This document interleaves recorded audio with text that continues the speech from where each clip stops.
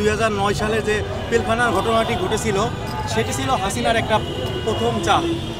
তার আগে একটু যদি ইতিহাস বলি, অর্থাৎ বড়াইবাড়ি যে সীমান্ত ছিল সেখানে কিন্তু মাত্র অল্প কয়েকজন বিডিআর সদস্য মিলে বিএসএফের কিন্তু একবারে নাস্তাবুদ করে ফেলাইছিল। সেখানে কিন্তু কতজন বিএসএফের সদস্য কিন্তু নিহত হয়েছিল। আর সেই যে ঘটনাটা তখন থেকে কিন্তু ভারতের একটা চক্র চাল ছিল যে বাংলাদেশকে যদি কোনো দাসত্ব করতে হয় তাহলে প্রথম মারতে হবে বিডিআর সদস্যদের। এবং তারই ধারাবাহিকতায় 2009 সালে অর্থাৎ আওয়ামী লীগ ক্ষমতা আসে 2008 সালে। 8 সালে ক্ষমতা আসে সবার প্রথম যেটি শুরু করে সেটি হচ্ছে যে পিলখানার বিডিআর বিদ্রোহ ঘটনা। ঢাকা পিলখানায় গণ্ডগোল হয়েছে। পিলখানায় গণ্ডগোল যদি হয়ে থাকে তাহলে আমি সিলেট থেকে কিভাবে এখানে সম্পৃক্ত হলাম? কেন আমাকে 3.5 বছর সাজা দিয়ে বাড়ি পাঠানো হইল? আমি তো কর্মরত ছিলাম, আমি কোনো অন্যায় করি নাই। যদি প্রকৃতপক্ষে যদি অন্যায় করে থাকি তাহলে আমার সাজা হবে। আমি তো কোনো কিছুই করি না, তাহলে কেন আমাকে সাজা দেওয়া হইল? আমি আমার চাকরি ফেরত চাই। ওয়ালটন আবারও মিলিয়নিয়ার অফারে ওয়ালটন ফ্রিজ কিনে আপনিও হয়ে যেতে পারেন মিলিয়নিয়ার।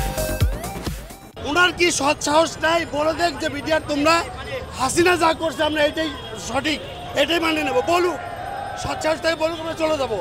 আমাদের এই তাল বাহানা করার কি কারণ? আজকে না কালকে প্রোগ্রাম পরশুদিন এইটা। ওনার মতো একজন এই গুরুত্বপূর্ণ দায়িত্ব থাকা লোক যদি এইভাবে এই পাবলিক নিয়ে জনগণ নিয়ে তার রং তামাশা করে, ওনার কি এটা উচিত? আমাদের একটা দাবি, আমাদের জেল মুক্তি চাই, মামলা বাতিল করা হোক। এই যে 17 বছর তারা কারাগারে আছে, বড় বড় মামলারা, বড় বড় নেতারা, বড় বড় জামাত ইসলামরা বেড়ে যেতেছে। আমাদের কি বিডিআর কি অন্যায় করছে? বিডিআর কোনো দোষ করে নাই। আমাদের একটা যাবে, আমাদের বিডিআর মুক্তি চাই আর মামলা বাতিল করা হোক। আমাদের এই যারা চাকরি হারানো হয়েছে তাকে চাকরি ফেরত চাই আর আমাদের দাবি মানা হোক।